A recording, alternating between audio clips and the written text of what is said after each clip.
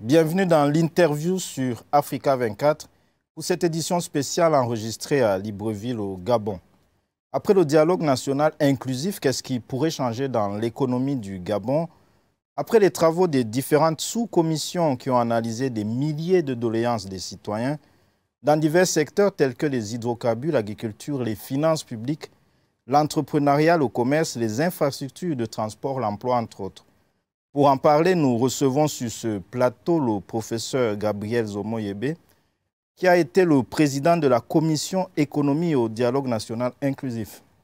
Nous rappelons que le professeur Gabriel Zomo-Yébé est président de la Commission économie, agrégé de sciences économiques, professeur titulaire, directeur du CERDIMO, c'est le Centre d'études et de recherche en développement international et management des organisations, un organisme public de recherche et d'enseignement supérieur de l'Université Omar Bongo de Libreville.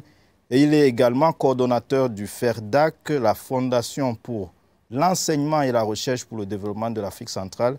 La FERDAC a été notamment le rédacteur du programme économique régional de la CEMAC. Professeur Gabriel Zomo-Yébé, bienvenue sur Africa 24. Merci, bonsoir. Alors, la commission économie au dialogue national inclusif a regroupé 4 sous-commissions, notamment économie et finances, équipement, infrastructures, travaux publics, emploi, agriculture et environnement. Ces différentes sous-commissions ont examiné environ 11 000 contributions des citoyens. Comment avez-vous procédé à l'harmonisation du travail de ces 4 sous-commissions et comment ont été traitées les questions transversales? Merci. Nous avons eu évidemment plus de 11 000 contributions des Gabonais. Nous avons même continué à recevoir des contributions des Gabonais dès le début du dialogue national. C'est-à-dire l'engouement qui a été celui des Gabonais pour ce dialogue-là. Il y a eu évidemment des questions transversales. Transversales au sein de ma commission, mais aussi transversales parce que d'autres commissions ont abordé des thématiques les mêmes thématiques. Je pense notamment à la vie chère qui a été abordée par la commission qui s'occupait de tout ce qui est du social. Et comment on a procédé? Dès qu'on a reçu les contributions, dès que le ministère en réalité a reçu des contributions, on les a classées par thème, par sous-thème, ce qui a permis d'avoir ces 3 commissions et les sous-commissions qu'on a eues. Alors, combien de recommandations ont été formulées dans le rapport que votre commission a soumis à l'attention du Bureau du dialogue national inclusif? Et sur quel point d'intérêt public porte-t-elle principalement? Combien de recommandations? Il est à l'heure actuelle difficile, on n'a pas compté les recommandations. D'ailleurs, le document final vient juste d'être, document final corrigé, vient d'être envoyé au bureau. Mais ce qu'il faut retenir, c'est d'abord pourquoi le dialogue. Je pense que les Gabonais veulent être édifiés, pas seulement les Gabonais, mais l'extérieur, les autres pays. Pourquoi nous avons organisé un dialogue? Il faut savoir que nous avons au Gabon ce qu'on appelle une économie de rente. Une économie de rente, c'est une économie en général de consommation sans production. C'est ça l'économie de rente. Et en général, une économie de rente est une économie faite par et pour des acteurs étrangers. Et ça ne date pas d'aujourd'hui. Beaucoup de Gabonais ont consacré des études là-dessus. Et nous sommes tous d'accord qu'il va falloir sortir de cette économie de rente. Alors, quand vous avez une économie de rente et que vous avez une croissance de mauvaise qualité, une croissance de mauvaise qualité, cela voudrait dire une croissance qui s'accompagne de chômage et d'aggravation de la pauvreté, ça engendre des problèmes sociaux. Et à côté, nous avons un déficit démocratique. Donc d'un côté, le déficit démocratique, la croissance de mauvaise qualité, et des fois, il n'y a pas de croissance du tout, et les problèmes sociaux. Si vous mettez tous ces ingrédients ensemble, malheureusement, ça provoque dans un certain nombre de pays soit des guerres civiles ou le terrorisme et même des partitions du pays. Parce qu'il faut savoir qu'aujourd'hui, nous le savons tous en économie, il y a une causalité symétrique entre l'aspect économique, l'aspect politique et l'aspect social. Quand je dis causalité, symétrique, cela voudrait dire, si vous résolvez le problème seulement politique, les mêmes problèmes vont revenir immédiatement parce que vous n'avez pas résolu le problème économique. Si vous ne résolvez que le problème économique, les mêmes problèmes vont revenir parce que l'aspect social n'a pas été tenu compte ni l'aspect politique. Voilà pourquoi, dans un premier temps, il fallait conscientiser les Gabonais sur cette interrelation entre les problèmes. C'est, je pense, ce qui fonde le dialogue national qui a été convoqué par le CTRI. Nous allons revenir sur ces questions, mais nous comprenons bien que ces aspects transversaux qui ont aussi été abordés entre les différentes commissions, ces aspects qui seront reliés au niveau des recommandations des différentes commissions. Mais en matière de préférence nationale, on l'a lu dans les doléances des citoyens, une préférence nationale souhaitée dans certains secteurs de la vie économique, à l'instar du commerce. Quels arguments ont prévalu au sein de votre commission sur ce point? Oui, mais il faut déjà savoir que la préférence nationale n'est pas seulement le fait des Gabonais. Dans beaucoup de pays en Afrique, il y a cette préférence nationale. Je pense justement à un pays frère à côté où vous ne pouvez pas être taximan si vous n'êtes pas camerounais, par exemple.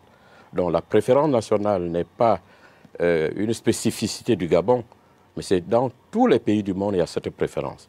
Maintenant, en matière de commerce, ce que les Gabonais ont estimé, c'est que beaucoup d'entreprises ou beaucoup de commerçants font dans la concurrence déloyale ou abusent de leur position dominante sur les marchés. Dès cet instant, ces commerçants, qui des fois se lient en oligopole, évincent du marché les Gabonais. C'est pourquoi, justement, pour essayer de diminuer cette influence qui est en réalité condamnable, parce que la politique de la concurrence condamne justement des collusions, condamne les abus de position dominante. C'est pourquoi, justement, pour régler ce problème, nous avons justement, les Gabonais veulent cette préférence nationale. À quels autres secteurs pourrait être étendue cette préférence nationale en dehors du commerce? Bon, la préférence nationale ne veut pas dire nationalisation parce qu'il ne faut pas avoir peur. Le Gabon n'est pas en train de nationaliser les entreprises. La préférence nationale jouera dans le domaine de l'emploi.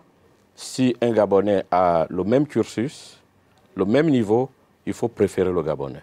Parce que beaucoup d'entreprises qui viennent au Gabon, des fois, préfèrent employer des étrangers et non les jeunes Gabonais.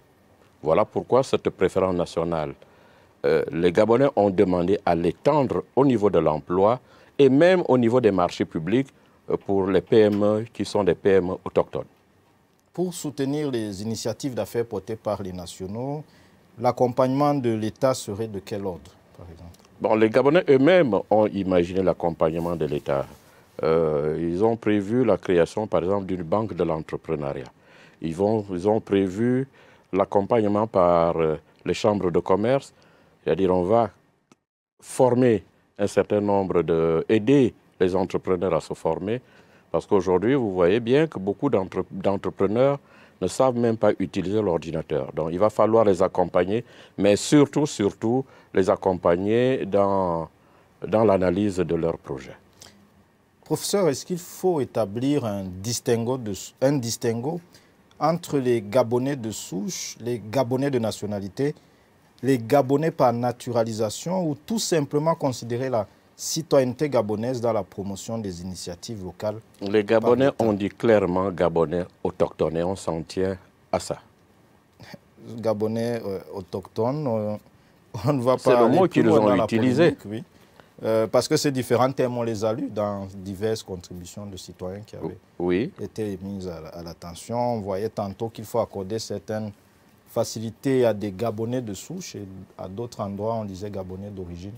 Je m'en tiens à ce qui s'est dit en économie. Les Gabonais ont dit Gabonais autochtones. C'est le mot qui a été utilisé. Donc on s'en tient à ce mot-là. Okay. Et ce n'est pas spécifique au Gabon. Hein. Et vous savez très bien que le Gabon, et en réalité, ce n'est pas de la xénophobie. Si on regarde la part de la population étrangère par rapport à la population autochtone, on voit bien que le Gabon est, à la limite, le premier pays qui accueille le pays le plus accueillant en réalité. Quel est ce pourcentage entre la population locale et la population étrangère ici au Gabon? C'est souvent difficile à dire. Bon, déjà, on dit entre 20 et 30%, hein, et des fois même plus, parce qu'il y a une bonne partie de la population étrangère qui est au Gabon de manière clandestine. On va aller dans la diversification économique, puisque c'est aussi une question qui a été abordée par votre commission. Le secteur des hydrocarbures ici au Gabon représente plus de 60% des exportations et des recettes fiscales, plus de la moitié du produit intérieur brut.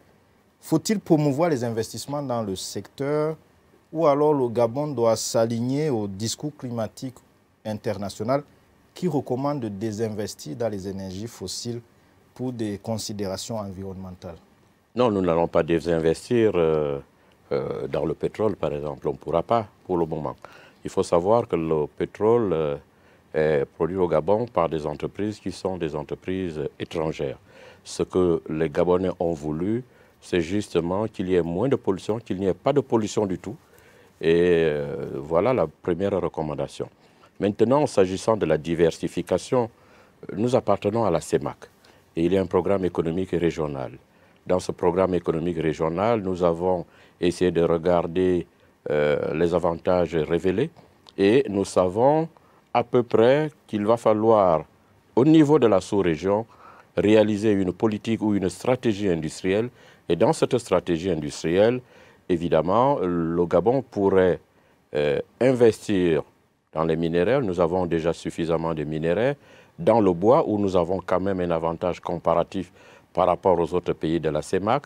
Nous pouvons également privilégier les services, où nous avons quand même des services de relativement de bonne qualité. Bon, on peut encore les améliorer, c'est vrai. Et donc nous avons, on appelle ça deux types de diversification, par la remontée des filières traditionnelles, je pense donc aux minéraux, et par la réalisation de projets nouveaux. Le Gabon veut privilégier aujourd'hui l'intérêt national dans ses politiques de développement. Comment concilier cet intérêt avec les accords commerciaux au niveau régional ou panafricain, comme la zone de libre-échange continentale africaine qui est promue par l'Union africaine et qui incite les pays africains à libéraliser le commerce, à supprimer les droits de douane sur la quasi-totalité des marchandises échangées?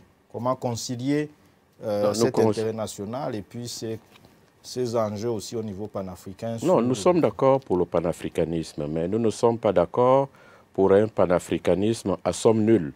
C'est-à-dire, le gain des autres fait le malheur des Gabonais. Ça, nous n'en voulons pas. C'est ce que les Gabonais ne veulent pas de ça. Un panafricanisme à somme nulle. Par contre, vous voyez bien que nous réalisons plein de projets ensemble avec les autres pays de la CEMAC. Nous sommes d'accord avec la zone économique, la zone de libre-échange continentale. Mais vous voyez bien que c'est une zone qui ne va pas se développer tout de suite. Dans peut-être une vingtaine d'années, ça dépendra, ou même une trentaine d'années. On parle des années 2060. Nous participons par contre déjà à l'édification de la CEMAC et de la CAC. Donc nous ne sommes pas contre la zone économique de libre-échange. Nous sommes seulement contre un panafricanisme à somme nulle. Ça veut dire qu'après le dialogue national inclusif, le Gabon ne se referme pas sur lui? Non, le Gabon ne va pas se refermer. Nous sommes conscients que nous ne sommes déjà pas très nombreux en termes de marché et que nous avons besoin des autres. Et de toutes les façons, la mondialisation rend les pays interdépendants. Un mot sur l'emploi. 34% des Gabonais sont officiellement au chômage. Comment réduire le taux de chômage et de sous-emploi au Gabon? Ce n'est pas 34%. Le chômage, au sens, ça dépend, au sens du BIT, c'est à peu près vers les 22%. Par contre, c'est vrai, il y a un chômage de jeunes qui est important, de l'ordre d'un peu plus de 37% aujourd'hui. C'est resté important depuis des années, parce que dans les années 2000, c'était déjà vers les 30%, et donc aujourd'hui, nous sommes un peu plus de 37%. C'est un problème évidemment important. Il va falloir redonner espoir à tous ces jeunes Gabonais. C'est ça aussi le but du dialogue. Redonner espoir aux Gabonais.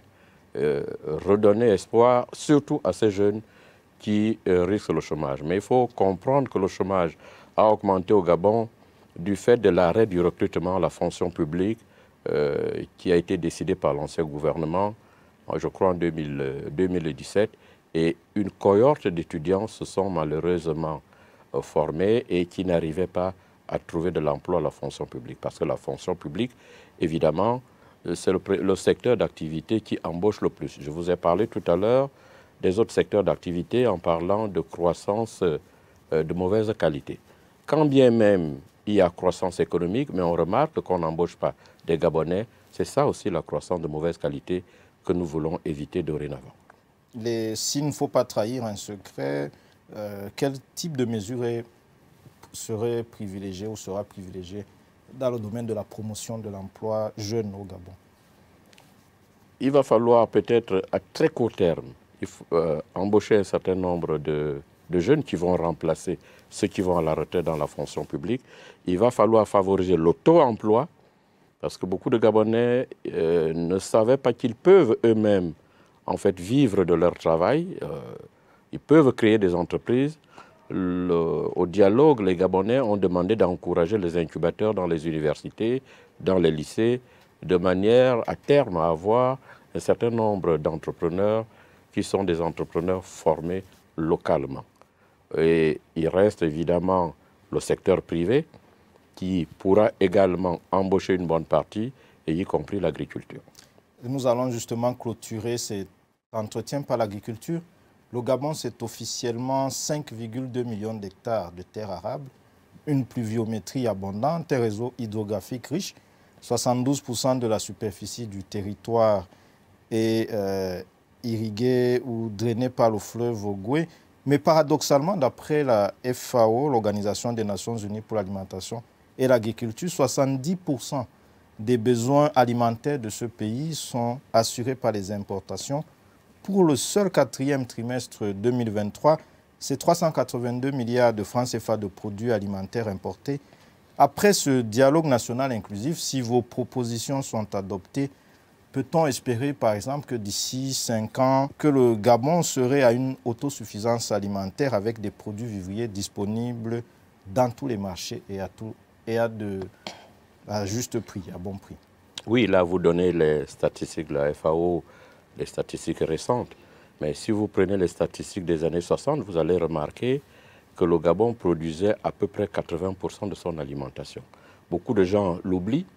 Le Gabon, entre les années 60 et les années 70, le Gabon exportait la pomme de terre de Médouneux.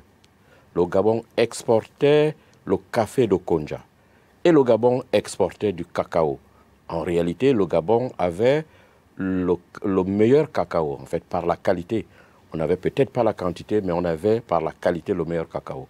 Il suffit de lire un certain nombre d'ouvrages, même des que sais-je, hein. Regardez Jacqueline Bouquerel, un que sais-je de Jacqueline Bouquerel. Vous verrez là-dedans qu'elle dit que le planteur du nord du Gabon était considéré comme le paysan le plus riche d'Afrique noire. Et ça, c'est vrai. Et c'est pourquoi, dans une ville comme Bitam, il y avait un aéroport international. Cet aéroport ne s'expliquait que parce que, justement, le cacao qui était produit dans la zone, pas seulement à Bitam, on parlait de cacao de Bitam, parce que c'était le centre de conditionnement. Mais c'était du cacao qu'on produisait pratiquement au nord du Gabon, jusque vers le Goué-Ivino. Et donc, on produisait ce qu'on mangeait. Et aujourd'hui encore, nous avons plein de localités où il y a une production locale, peut-être qu'on ne sait pas, qu'on ne connaît pas, parce que cette production n'est pas évacuée dans les villes.